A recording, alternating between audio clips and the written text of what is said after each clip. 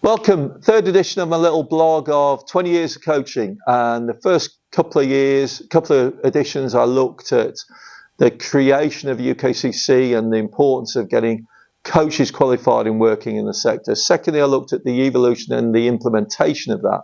This time I'm going to look at how it started to be questioned.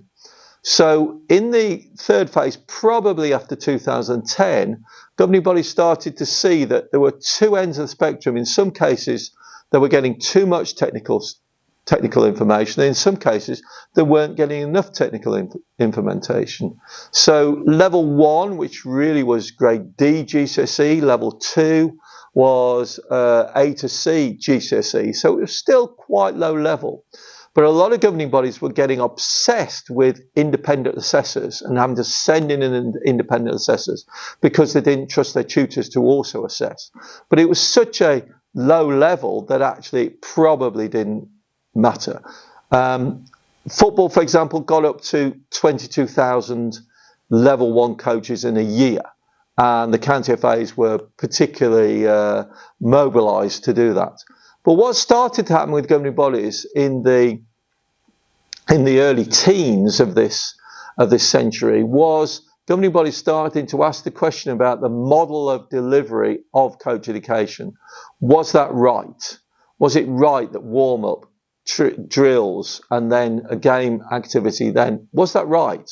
So teaching, and I come from a teaching games for understanding approach, where actually I'd start with a game, identify what a technical or tactical problem is, and then building activities to learn that. Because I've never seen anybody pass in a straight line in basketball. It's always, very, very different.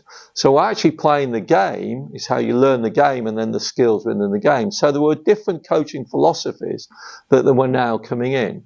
Some sports like hockey then challenged the whole levels and looked at environmental specific. So if you're coaching on a Sunday morning, a group of young kids, do you really need a level 2? Or do you just need activity, having fun activity?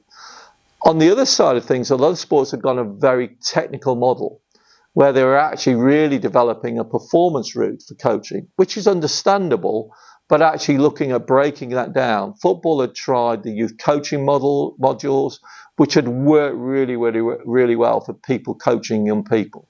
So governing bodies were starting to then think, actually, we've got these qualifications, and now we're not CPD and not supporting the coaches.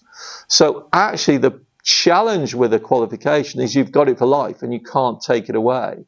So then we start to get into, and there were a number of attempts at trying to look at registration and licensing.